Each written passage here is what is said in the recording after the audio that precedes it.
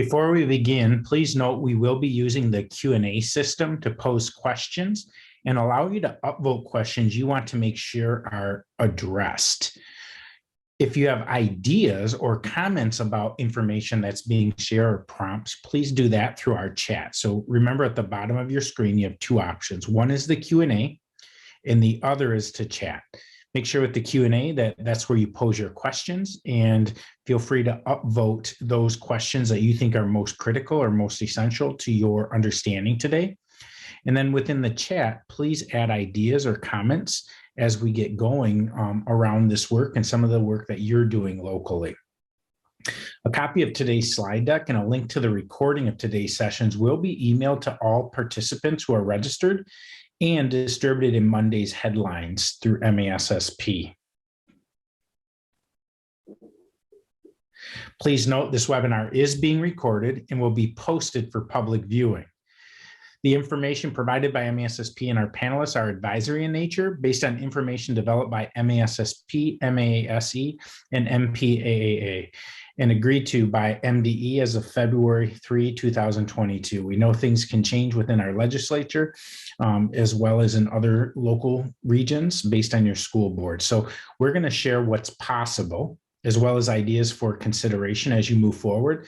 But please do make sure to consult with your colleagues within the district, specifically your superintendent, your Board of Education, your teachers, and other decision makers within your district to make sure that any decision that you do make is in line with not only what's permissible, but what's viable locally. If you need an MASSP to be a thought partner, please do join us. With us today is our panelist, Bob Kefjan, our Associate Director for Government Relations. Rob Dickinson has returned to join us as Executive Director of MPAAA, as well as Justin Mahalik, Assistant Superintendent for Special Education and Student Services at Macomb ISD. So with that, I'm going to turn it over to Bob to lead us through today's discussion around what we can do with remote learning to address things like teacher shortage, student attendance during a pandemic and beyond. Thank you, Colin, and thank you everyone for joining us today. Just to kick us off, we recognize that people are here for different reasons, right? If you're here today because you're looking at the number of days you have closed so far this year, and about 24% of the districts in the school before the most recent snowstorms had closed for 5 or more days in a year. And so we're looking at a very high number of closures this year. Maybe you're looking for ways that you can use remote learning to count days and hours yet this year. Maybe that's your priority. Or maybe you're looking at the reasons for your closures and recognizing that some of these may be a little bit more long-term, right? If you are one of the many districts that have closed a day or more this year due to staff shortages, maybe you're recognizing that this is not a new problem. This has been around for a long time. And if we see here, the numbers of people going into education, teacher prep programs has been declining for a very long time. But maybe you're recognizing that this problem isn't likely to go away anytime soon. And that while we are losing students, we're not losing students anywhere near as quickly as we are losing teachers. And so maybe you're asking yourself, not just how do we cope with shortages now, but how do we recruit and retain educators and make the profession more attractive and fulfilling? And leveraging remote learning can give teachers and schools some more flexibility and compensate for some of the challenges of the teaching profession. It's not an end-all or be-all. It's maybe not a solution for every problem, but it's certainly maybe a tool you want in your tool chest going forward. To that end, MASSP has worked with the Department of Education, MACE, MPAAA, and other partners in developing these two documents that you see on your screen and that Colin is sharing links for in the chat. The first of those on the left is an FAQ we put together based on questions we had coming out at the end of a memo that came out from MDE. Those of you who saw this back in November, and I'm certain most of you have at this point, MDE put out a memo outlining ways to use virtual instruction to provide scheduling flexibility. But we came out of the back of that memo with several questions. questions about how exactly that would be implemented, what might that look like, and what were some of the details that we needed to clarify. And so we worked with them and others to put together this remote learning FAQ. It has been reviewed by MDE, and they have told us very clearly that the content is accurate. So use that with confidence moving forward. The other document we have here is an article that MASSP developed in conjunction with MACE and others around considerations that you may need to have as you're looking to implement remote learning in your district. This may be around students with disabilities or students that don't have family support at home. We're going to go through both of these. And as I said, the links are in the chat already. And these documents are public up on our website. You can get to them anytime. To start out today, we're going to look at this document, this FAQ, the additional remote learning models. And as I said, we built this coming after the MDE memo about using virtual learning for additional scheduling flexibility. And so the way this document is set up is not a regurgitation of the pupil accounting manual. It's not going to cover every single comma and period of the pupil accounting manual. Rather, the way we've laid this out is we said, what questions do we have? And then what other scenarios, you building on what MDE said about different flexible learning options, what other scenarios could we envision that would fit either as virtual learning or distance learning? And how could you implement those? What are the details and nuances that are most important or that might be most finicky to get right? I do want to start this out and echo what Colin said up top, which is that before you implement any of these strategies in your district, we strongly, strongly recommend that you reach out to your local pupil accounting auditor and make sure that you have a common understanding with the people doing pupil accounting in your county, in your district, so that you're all on the same page and that you don't have any unpleasant surprises at the end of the day. With that, I want to start with 3 definitions. And these are important definitions because often we use the words remote learning or virtual learning or distance learning interchangeably, and they are not interchangeable. For the purposes of our presentation today, I want to differentiate between these 3 things. We use remote learning as a catch-all term to define any learning that happens outside the classroom that can be counted for days and hours of instruction and for FTE. Within that umbrella then is virtual learning. That's learning delivered digitally as provided in Section 21F of the School Aid Act and Section 50D of the Pupil Accounting Manual. That's distinct from distance learning, which is a synchronous form of remote instruction delivered via two-way communications as outlined in Section 50A of the Pupil Accounting Manual. And so as we're going through here, I'm going to be very deliberate about when I say remote learning, when I say virtual learning, and when I say there's distance learning. On page 3, and I'm going to run through, the first thing I'm going to run through are 3 virtual learning scenarios and the rules around virtual learning that we outlined in the FAQ. On page 3, we've laid out 5 total scenarios to give you some concrete and practical examples of what form remote learning might take in your buildings. The 3 of these that are virtual, one is scenario 1, and this was the one that was outlined in the Department of Education's November memo. That is, students attend school in person 4 days a week, and then every week they are learning remotely and asynchronously on the 5th day. This is virtual learning. Not all virtual learning has to be asynchronous, but a lot of it is. The other thing that we want you to take away from these scenarios, and I'm sorry, I'll run through the next 2 scenarios. The second is that students attend school in person most days, but the school schedules a handful of remote and asynchronous days throughout the year. These are pre-scheduled days. Things like we're going to have a virtual day on state test day would be an example of what this might look like. And the third scenario for virtual learning is using virtual learning in response to an extended closure. We just had several, a couple of snow days. I know in my local district, a lot of schools around the state are canceling school. But using a virtual day to respond to something like that, especially if you're running up against your maximum number of forgiven days, is also allowable under virtual learning. The major takeaway from these scenarios that we hope you have is that virtual limited learning is not limited to fully virtual classes, right? Your in-person classes can have virtual components that use these rules to count instructional time. It can be pre-scheduled or it can be deployed as needed. But we don't have a separate definition of blended learning in the Pupil Accounting Manual or in Michigan, right? Blended learning, we have a definition that we use maybe within the education community, but from a pupil accounting standpoint, you have virtual learning, you have distance learning, but blended learning falls under a different umbrella. It's some other thing. Why might you look at virtual learning? Well, there are a couple of really big pros with virtual learning.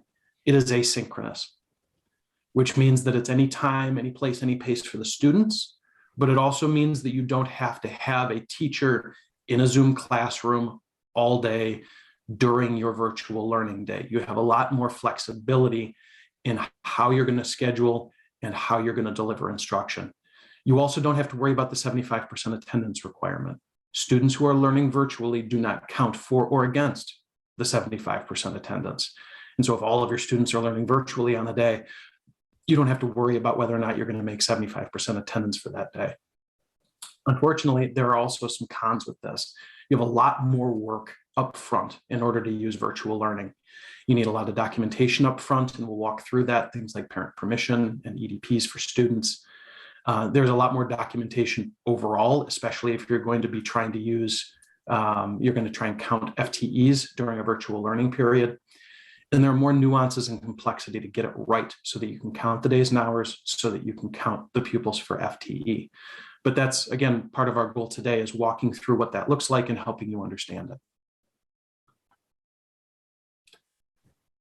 You need to plan ahead, as I said, for virtual learning and make sure you have documentation available ahead of time. The key components of that we pulled out, and this is not an exhaustive list of everything laid out in the Pupil Accounting Manual, but I think we hit all of the major points, and Rob can jump in if I've missed something. But the biggest points here are you need parental consent. It can take different forms, and on the next slide, I'm going to walk through what forms that can take. But you need some form of parental consent in place before you do virtual learning. You need an EDP for every student participating in virtual learning, including elementary students, including sixth graders and seventh graders who haven't done their EDPs yet. This may mean you need to find a workaround. I know MPAAA has an example EDP on their website. Is that still there, Rob, for what an EDP can look like for elementary students? It is, yes. There's one on the state website for secondary students. We have one for elementaries. So it's out there, you can do it. We understand that EDPs weren't originally built for elementary students, but at the same time, this law that we're using, 21F, wasn't originally written with elementary students in mind. Our law hasn't caught up with the reality of how folks are using virtual learning. Every course needs to be listed in the board-approved course catalog before you can use it for virtual learning. You need a properly placed teacher of record for each class, and you need to make sure that every student who's learning virtually is assigned a mentor. A clarification on the EDP, and I see Mary Beth just put that in the chat. You only need an EDP for students that are participating in more than 2 virtual courses. I believe she is right with that, right, Rob? That sounds familiar. She is, yes. Okay. Thank you, Mary Beth, for the clarification.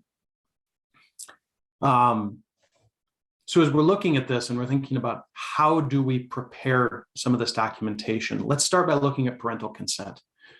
There is no particular form for parental consent. You could use a physical permission form like schools do for a lot of things, right? You can send it home in a packet at the beginning of the year. You could use a web form. You don't need a physical signature or a hard document. You could have parents fill out a web form and check a box that they consent to have their student participate in virtual learning. You can get verbal consent. Let's say you have a handful of students who didn't return the permission form for whatever reason, and you want to just call their house, talk to their parent or guardian, and document their consent. That works too. Consent can be issued at any time, and it's only required once. Now, while it is best practice and MDE advises that you get parental consent for each course, each school year, you can use a blanket parental consent, and that's sufficient. But do note that it is an opt-in, not an opt-out. So parents do need to actually give permission. It's not just an opt-out. You need parental consent in order to go ahead with this. So Rob, can we tease out a little bit on parental consent? Let's say a school wants to use a virtual learning day instead of a snow day, and they're able to get parental consent from 99% of their students, but they have a couple of students whose parents, for whatever reason, either didn't return the form or didn't get the form. Can the district still go ahead with a virtual learning day on that day? What do they need to worry about for those students that don't have a consent? They can still go ahead. Keep in mind, the vast majority of the pupil accounting rules are not telling you what you can and can't do as a school. They're telling you what things you can and cannot get state aid for.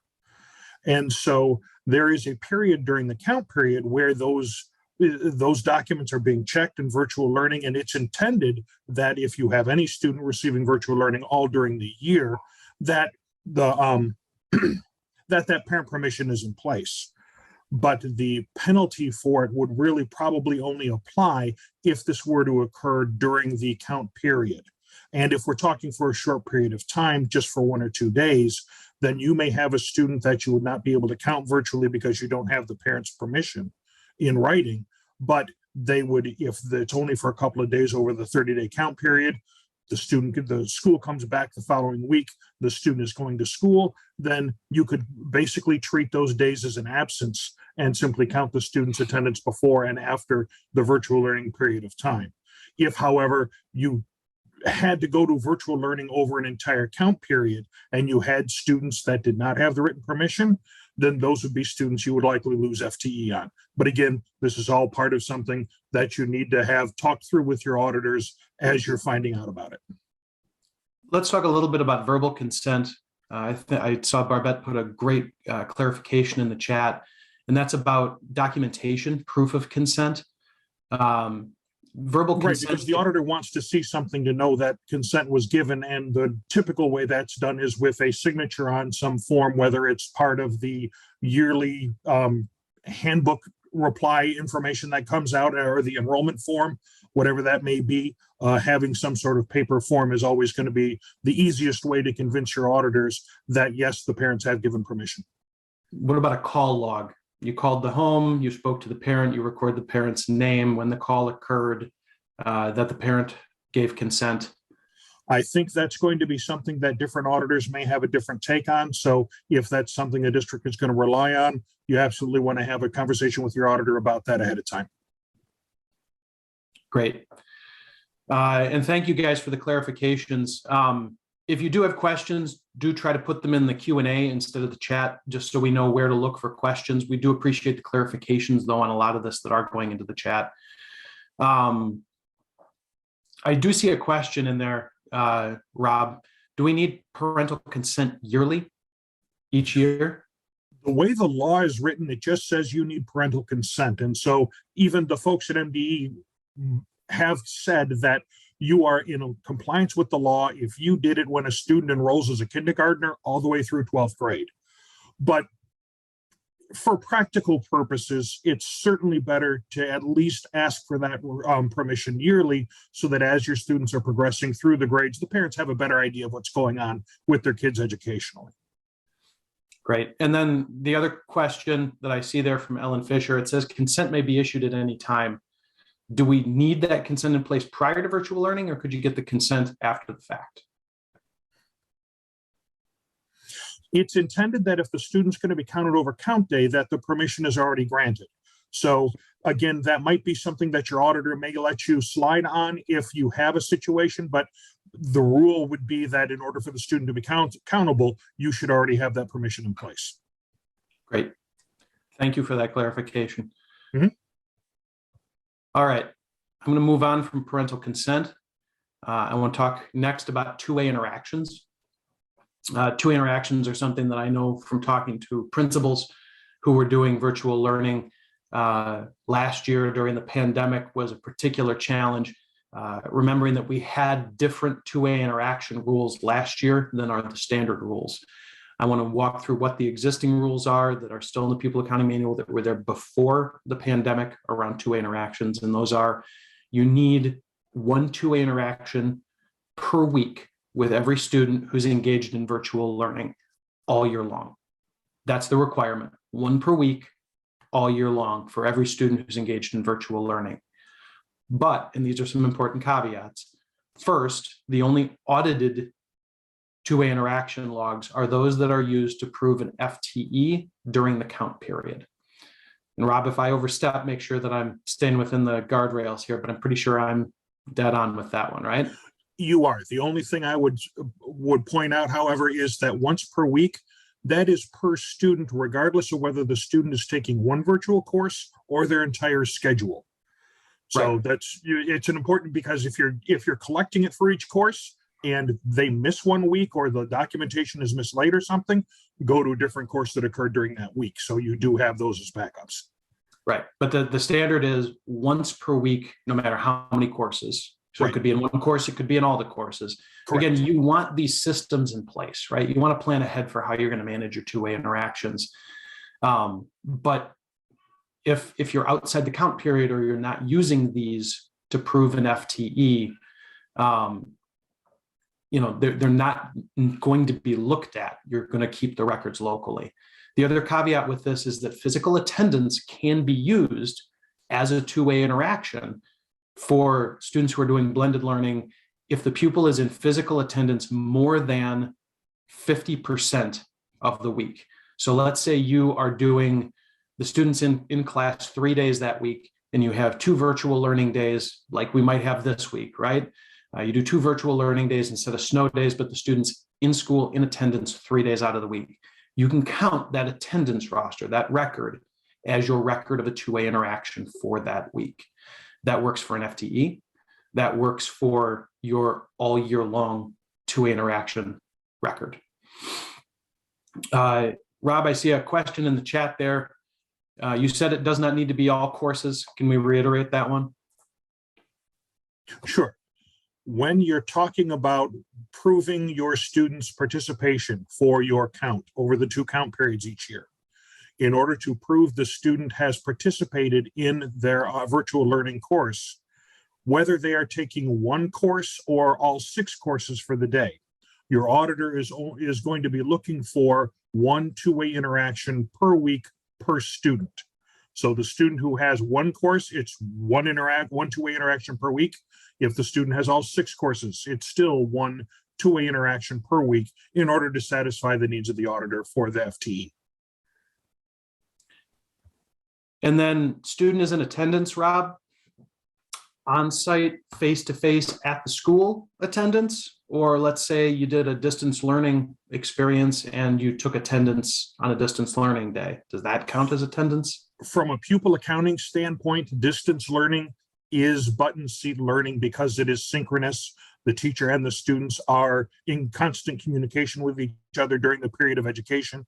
So that would still, I believe, be usable, yes.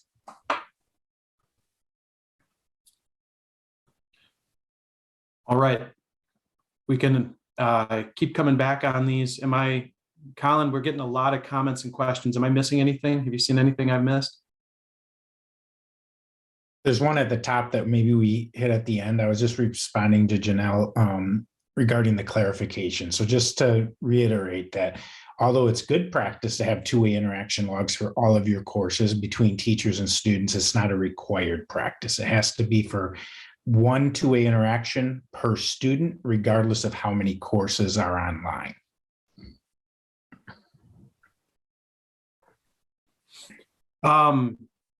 Trevor, I see your question. Weeks during the count period are Wednesday to Tuesday. Yes, that is accurate. And Rob can smack me if I get that wrong, but I'm like 99.9% certain on that one. Dan, can't smack you for that one. Well, I'm sure we'll get to one. Two-way communication, the nature of the language that school personnel should use when making an overture to a student. Is there anything particular there? I know it needs to be two-way, so you need to initiate and have the student respond, or the student can initiate. And in fact, there's nothing wrong with even using a mass email to every student in the class to initiate the conversation, but that mass email in and of itself will not count as one of the two-way interactions. So if you use a mass email to ask everybody, hey, please respond back to me and let me know how you're doing in class or any problems you're having, there's nothing wrong with that approach to opening up communication lines with your students. But then you need to have two more instances where the student responds back to you and you reply back to the student in my scenario in order to create that two-way interactions.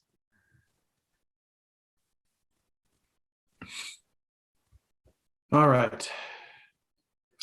Bob, you want to take the Daniel O'Connor question? I'm reading it now. You guys are really racking up the questions today. I'm impressed. There's the catch. Transition.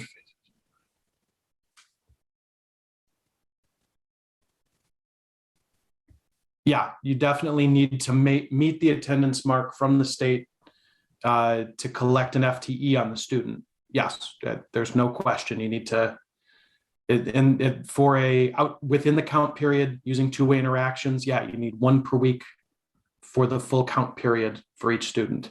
Outside that count period, you're right, two interactions are, it's still one per week per student, but they're not audited.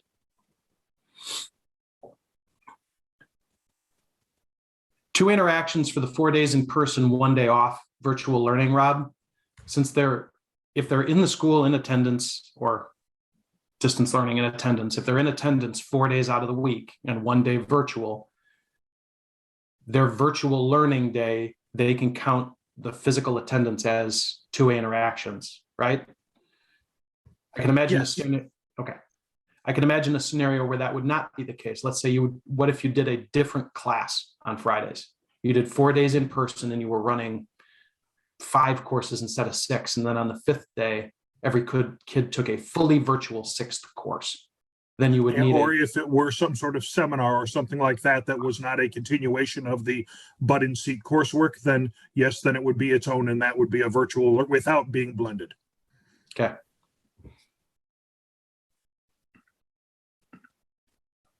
And if everybody had an asynchronous day every week, once you have one virtual day, that's a virtual student, right? Student is, yes. Okay. They're considered a 5OD student to Jason's question. Mm-hmm. All right. I'm going to move on to teacher availability. That doesn't mean we can't come back and ask more questions about two-way interactions later. I want to talk about teacher availability because teacher availability during a virtual day is how you prove your instructional hours. In other words, your instructional hours are the hours that teachers are available to students. Now, availability is broader than office hours. It doesn't necessarily mean the teacher's just sitting there at the computer in a Zoom room waiting for students to log in. And in the FAQ, we give an example of what that might look like. So you could have hours during the day when a teacher is doing small group meetings with students. They can do pre-scheduled meetings where they say, hey, during these 2 hours of the day, if you'd like to meet, I'm available to meet, but you need to schedule it with me. And then they can have an office hour. These are all different ways that teachers can be available to students, but your instructional hours are going to be based on your hours of teacher availability. So you need to ensure that you have the same level of teacher availability that you would have during an in-person instructional day. So if your teachers teach 5 preps, your teachers need to be available for the time equivalent of 5 courses. The key point here, though, is a staff meeting or PD time during that period when a teacher is supposed to be available to students means that the teacher is not available to students, right? They can't meet with students if they are doing a staff meeting. So keep that in mind as you're trying to figure out how to manage teacher availability during a virtual learning day. Did I have a clarification on this, Rob? Did I get all of that right? I want to make sure that I'm not. No, I think you got it just fine. Unless anybody had a specific question, I think you nailed it. Okay. Barbette asked a specific, or she made a statement that just, if Rob, you can speak to. It goes back to a question that was prompted earlier about 4 days a week and 1 day virtual, and the question specific to 50D. So Barbette notes virtual is 50D, as we concurred earlier, but distance learning is 50A, two separate rules. If a student has a virtual 50D, even if only 1 day per week, student must fulfill the 50D rules and the 50A if 4 days are distance learning. So can you clarify that for us? Sure. You have to follow the rules that are appropriate to the student in the situation they're in. In this case, if a student is 4 days in the classroom in the building and 1 day virtual, then you follow the 50D rule for that 5th day and the classroom rules for the other 4. If, however, they're a combination of distance and virtual, then you would need to use the 50A rules for the 4 days they are distance learning and the 50D rules in order to count the day that they are being counted as a virtual student. And we'll go through the distance learning rules next. That's where we're going to go after we finish virtual learning.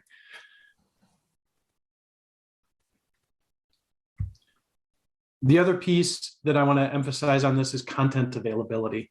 For virtual learning, for a virtual class, and once you have a virtual day within your class, even if it's just 1 day, that's considered a virtual class. That means you need instruction to be available virtually on virtual days and content available virtually as applicable every day. So let's consider the example of an assignment posted on your school's learning management system. That assignment is content. That's good, and that's a good practice to have your teachers doing anyway, right? Is posting their assignments on the learning management system on a regular basis.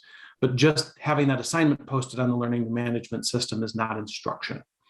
And if you're going to count a virtual day as a virtual day, you need to have instruction that day. Now, Rob, you and I exchanged some messages earlier about the difference and where the line is between an assignment and instruction, or an assignment and an activity. Can you talk a little bit more about kind of where that line is?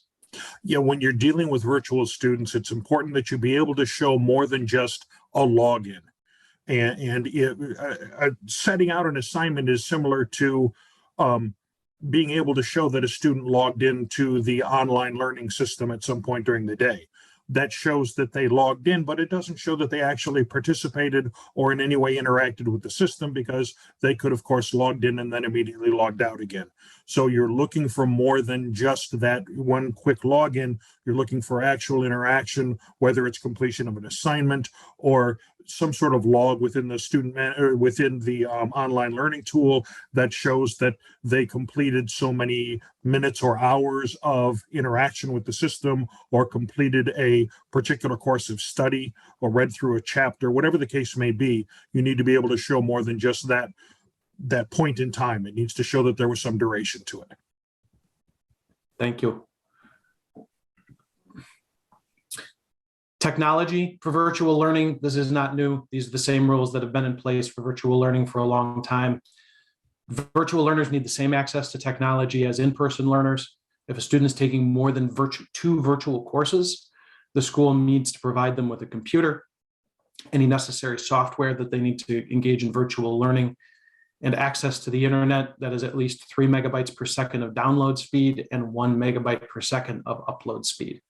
This has been the standard for a long time. Most districts for internet are using hotspots where that works, although that's not the only option you're limited to. But note that if you're going to be moving to virtual learning, and remember that even just 1 virtual day makes the course a virtual course. So if you're doing a day of virtual learning where the student's going to take all 6 of their courses virtually, looking at a secondary level, you're going to need to provide that student with technology. And as was mentioned before, there's also the need for the EDP, which is one of the real restraints in trying to do this as a casual replacing a snow day with virtual learning kind of thing, because you're talking about an entire student's school day and having to have EDPs already in place for every student before that sort of thing becomes possible. Right. If a student breaks a computer, to Elizabeth's question, Rob, does the district need to continue to supply computers to that student without any additional cost? How does that work? I'll be honest, I honestly don't know. We're going to have to bounce that one off MD and get an answer back from them. I'm sorry, I don't know that. Thanks for the question, Elizabeth. We're adding it to our list. So to Rob's point about what it looks like to deploy this for a single day, right? And having all of this documentation in place ahead of time. We lay out in the FAQ some other ideas for what virtual content could look like. And the additional idea we put forward is using virtual specific content on virtual days. So what might that look like for an occasional remote learning day, like a remote learning or a virtual snow day, or a virtual learning day on state test days? Well, you could treat it like a pullout, just like you would with a student who is in class that day. Let's say instead of having lessons, individual lessons in every single course, the student engages in career exploration activities on that day. You have a pre-developed or a financial literacy education, like the example on the screen. You have content, it's set and ready to go, it's virtual specific, it includes instruction, and you deploy that, and students are going to complete this work, just like they might for a pullout with a counselor on the days that they're virtual. That's an option. It doesn't have to be course-specific content for the courses that the student would normally have in a given scheduled day. You can do that too. You can have your teachers complete those lessons and deploy them virtually, but you can also treat this like a virtual pullout.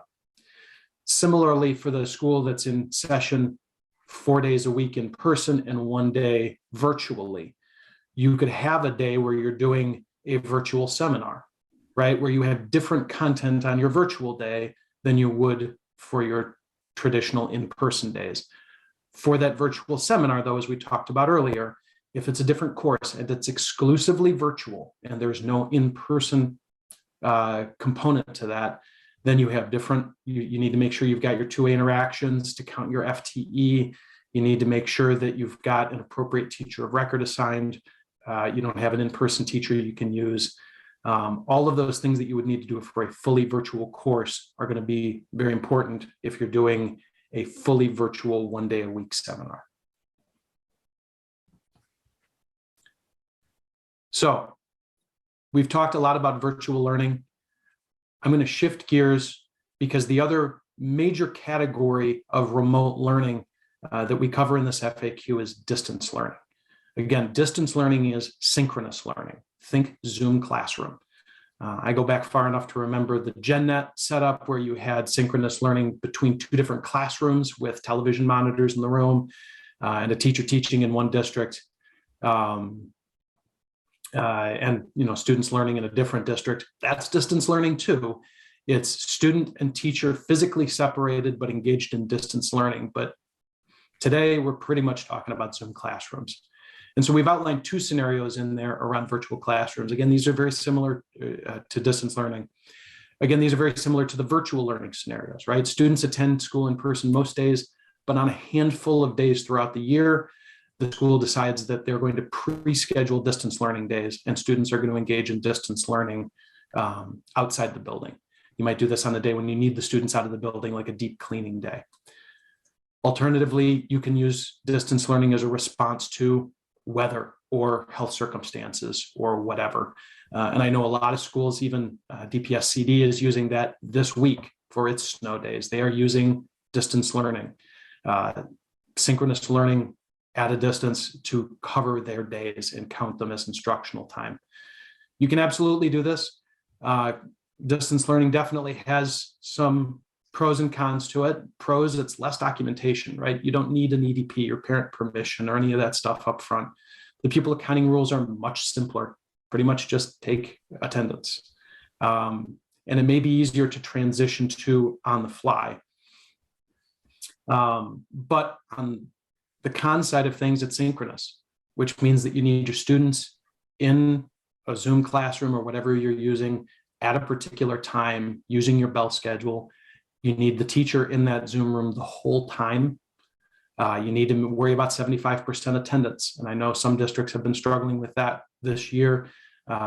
In particular, on distance learning days, it can be tricky to get every single student to show up for a full day's worth of instruction. So it's not as flexible, and there are downsides to it. That said, it may be the best option for you if you don't have some of the paperwork and other requirements in place ahead of time. And the basics of distance learning are pretty straightforward. You're going to use your existing bell schedule. You're going to have students attending class synchronously. The teacher has to be available in that Zoom classroom or whatever the platform is for the whole period. So if it's first hour, the teacher is opening the Zoom room at the beginning of first hour, and then the teacher is staying there available, logged in the whole class period. Students don't have to be there. The teacher can convene the class, take attendance, do an explainer of the lesson for the day, and have the students go off on their own and work independently. They don't have to stay in the Zoom classroom. That's fine, but the teacher has to be there the whole time. From a pupil accounting standpoint, Rob, correct me if I'm wrong, but I'm pretty sure from a pupil accounting standpoint, all you're doing is taking attendance. It's the same as an in-person class. You got to hit 75%. And that's your record for the day. The only other thing is if it occurs over the count period, you would need to mark those students in their auditing materials as distance learning students. Okay. Bob, we're going to hit a couple of these questions. Sure. The last two, Barbette was trying to clarify something, as well as Desiree. District pays a third party. Sorry, I'll stop reading out loud.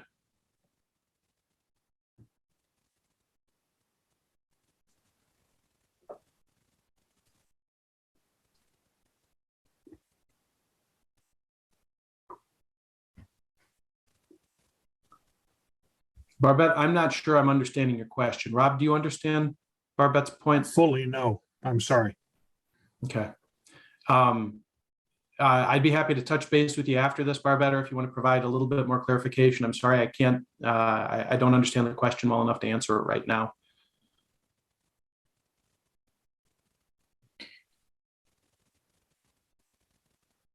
Desiree, yes. If a virtual learning day is used for, say, a career exploration activity for all students, teachers need to be available for a number of an amount of time equal to the instructional time in a normal day to meet with students if necessary. But you're right, they don't need to go through everyday core content. The students can be learning something that's outside the scope of what that teacher would normally cover. What if a teacher is absent? Oh, go ahead. That career exploration day also needs to be part of the board approved curriculum. And that may be what Barbette was referring to in her question, is that while you can have these one-off courses, they need to be approved just as any other course would be.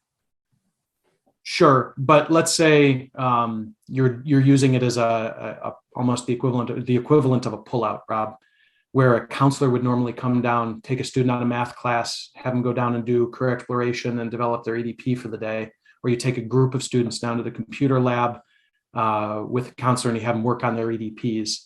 For that day, you're not going to have a separate teacher of record or a separate course in the course catalog. It's going to be like a regular day. You're just not covering math content, even though it's happening during math class. Sure, and if that's how it's being handled, I agree with you 100%. But if it was being set up as a standalone course, correct. Yep, we're on the same page. I'm glad we're on the same page. What if a teacher is absent, not able to be on the synchronous or available synchronously to a student? How does that work?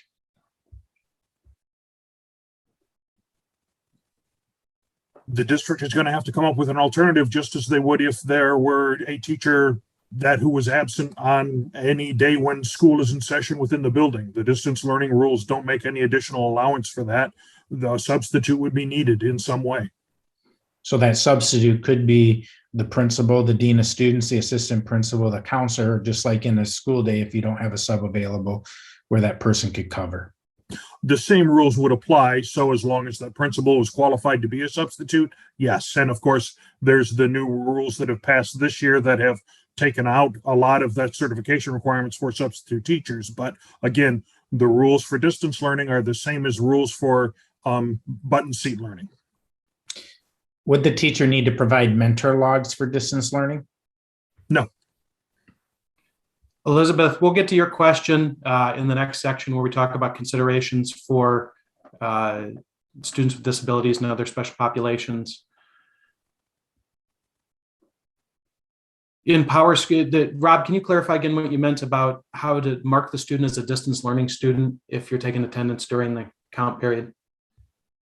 Whenever a student is part of any, they're called population 3 by the auditing community, where they're outside of the standard learning model, where you're sitting in a classroom with a teacher running a classroom, there is going to be, you need to identify that student in your auditing materials as being a dual enrollment if they're taking a college course, or distance learning if they're doing distance learning, or early middle college if that's what they're doing. You're going to have some method in your student management system of designating students by the type of education they're receiving over the count period. And distance learning is one of those that you would have to identify the students of. Carlos, we will make sure to send out a copy of the slide deck along with the other materials that we've referenced here today. So you will get those after today's session. Adam asked about bell schedules. So if buildings have pre-developed bell schedules that whether they're on block schedules or they have a 6-period day or they have an alternate day schedule that they run, can they choose which bell schedule they use specifically on that? Like if they have built-in intervention time or assembly time in addition to it, or a late start, early release, that type of thing?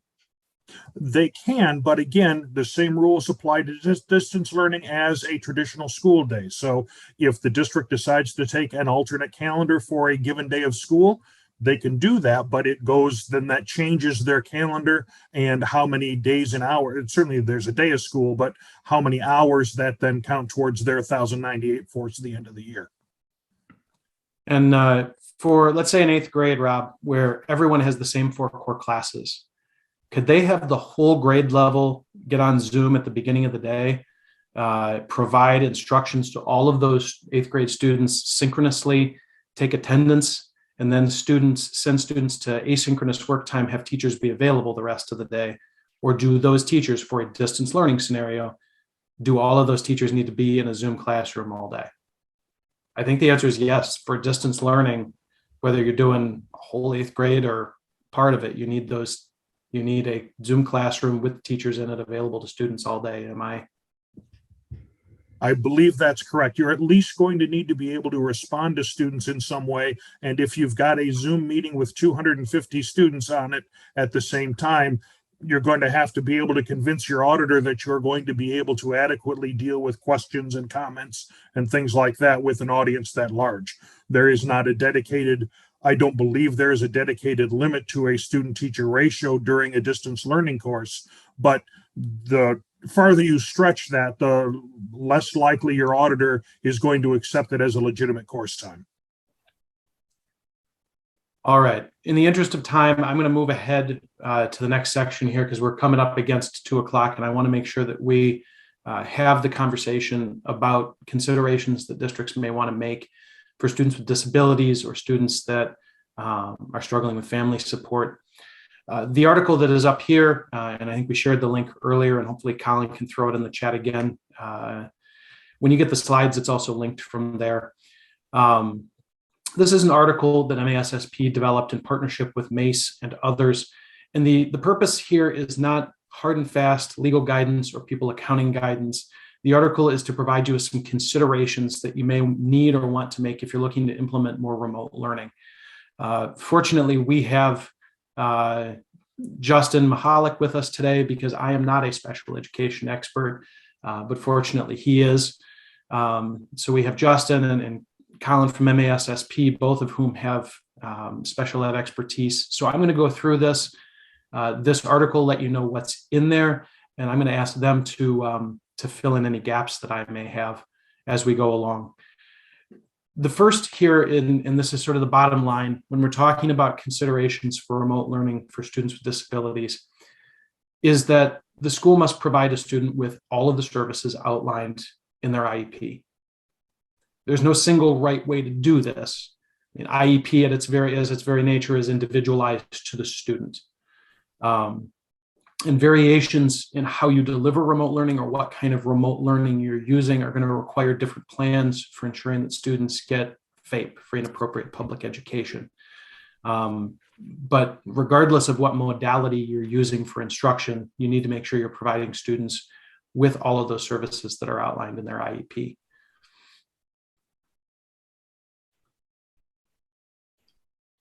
So some considerations or things you may want to think about as you're looking to make sure that students with disabilities are getting what they need during remote learning day. You may want to consider an in-person or synchronous option that's at the school or somewhere else to make sure that the students are getting those services that they need. Similarly, you need to make sure you're accommodating your once-a-week services. So let's say a student needs the services of a speech pathologist and your speech pathologist is only in your building on Friday. Then you need to figure out what's going to happen if you're scheduling a remote or virtual day on Friday to make sure that students are getting the services that they need. You want to factor in your contingency learning plans, and how those factor in will vary significantly depending on how much remote learning you're doing or what kind of remote learning you're doing. And you're going to want to make sure that you're meeting center-based students' days and hours requirement because you may have students that have extended days and hours requirements. Justin, when we talked before today, you'd said that you had an experience in Macomb County where you needed to accommodate a school that was forced to go remote early in the year because they were struggling with staffing. Can you give us an example of what that looked like and what schools might want to think about if they're looking at doing this? Yeah, absolutely. And when I'm listening to you present, I'm thinking of anything COVID related or even staffing shortages. We had a district here in the county that when they started the school year, they were down 58 teaching positions alone. It's not a large district either. I want to say they have maybe a max of 200 teachers in the district. As they were trying to find teachers, it got to the point where one of their buildings, the middle school, they couldn't operate because they just didn't have the staff. So they transitioned immediately for their students with disabilities to their contingency learning plans. So they provided as much virtual as they could, tried to implement as much of that IEP as possible, but it was the services they were going to provide was defined in that contingency learning plan. One of the other things they did for their students that were like in mild cognitively impaired classrooms or other students that needed more intense support, they had the virtual option, or I'm sorry, the in-person option for those youngsters. They also worked with the ISD in if students needed physical therapy or OT or maybe some speech, those would be in person as well. So they looked at each student. They had a combination of the virtual and the in-person. And for the students with disabilities that needed that 5-day-a-week, full-day in-person instruction, they did that. So they really did look at each individual student, and that got them through until they were able to find some staffing. And they've had to pivot to that again due to COVID-related absences every now and then. Justin, I see we had a question earlier from Elizabeth. If a student's engaged in virtual special education for an ancillary session, like say a speech session, do they need an EDP to do that? I think that's both a Rob question and a Justin question. Rob, is it virtual learning if we're talking about delivering special education services synchronously remotely or asynchronously? I believe, again, it's the synchronous, asynchronous. That's going to be your definition. That's going to be your breakpoint. If it's synchronous, it's distance. If it's asynchronous, it's virtual. And Justin, have you seen that work as a way that schools have been able to deliver special education services to some students? So Elizabeth's example of speech services, I've seen virtual speech services prior to the pandemic. And I've not experienced where individuals needed an EDP for that specific service. Sometimes districts can't find a speech path, so they contract with a virtual speech agency to do that. So I don't think an EDP is needed for just the speech option. But if you were doing more of the virtual through the instructional piece based off of everything, I think it would still be an EDP. But if you did have that virtual speech and speech only, I think that needs to be either documented in the IEP or the CA those services. I think the other thing to consider there is that typically if a student's getting speech services, once a week like that, they're being pulled out of a course that they're already enrolled in. So their two-way communication or two-way interaction and or attendance would have been taken care of with this. This is just an additional service. It's not a course they're taking. I do see we have a couple more questions. I'm going to hit just one or two more points, and then we'll use the minute or so we're going to have left to answer what questions we can at the end. Just some other considerations here as you're thinking about using remote learning. If the student doesn't have any home internet, they're going to have a hard time participating in virtual or distance learning from home. That doesn't mean that they can't participate in virtual or distance learning, but you're going to have to think about ways that you can either provide home internet or provide other supports to that student. Same for students with a lack of family support, because that can make remote learning problematic or even impossible in some circumstances. So how can you meet the needs of your students, not just in terms of technology, but in terms of family support? If you're going to be using virtual or remote learning days, distance learning days, whatever, you remember that you have students and families that are counting on school for food. So you need to make sure that you're delivering food as part of your plan. And finally, again, and we've mentioned this before, you may want to consider some in-person options or synchronous options, if possible, to address students' particular needs. That could be having the students come to the building and participate in virtual learning at the building, where they can have a more stable environment, where they can get reliable internet, where they can access food. That is one way that you can provide that. It's not the only way, but it is one way to provide that. So with that in mind, we got about a minute left. Let's rock through just a couple of questions here. Beth, to your question, can we tell a special education student they may not be virtual? There are a very specific list of reasons in Section 21F of the School Aid Act why you can deny a student virtual enrollment. Justin or Rob, tell me, I don't think you can simply just deny a student virtual enrollment because they're special education. That would seem to fly in the face of how this works. But Correct. But there is one of the options that's in there, and I don't have the list memorized by any means, is the staff's evaluation as to the likelihood that the student is going to be successful in that virtual environment. And if it's the staff's belief that this special education student is unlikely to be successful in learning this, in using this methodology, that is one of the reasons. But the fact that they just happen to be special education is absolutely not one of them. And unless you want to open yourself up to a complaint for discriminating against a child for an IEP, that better not be the reason. Yeah.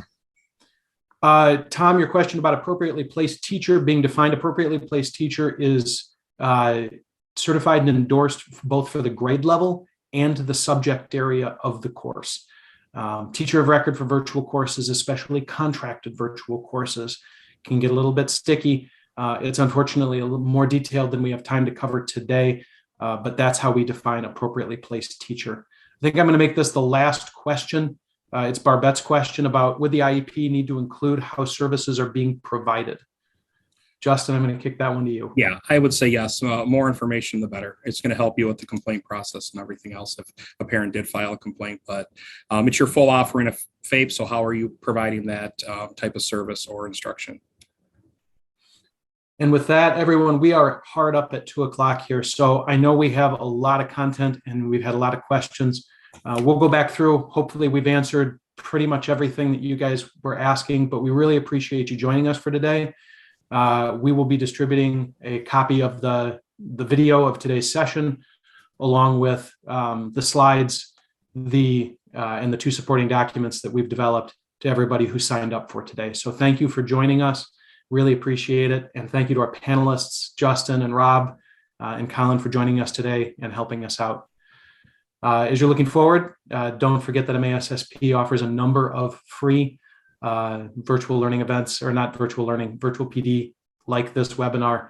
Please feel free to join us for those moving forward. Thank you, and we hope you have a great rest of your day.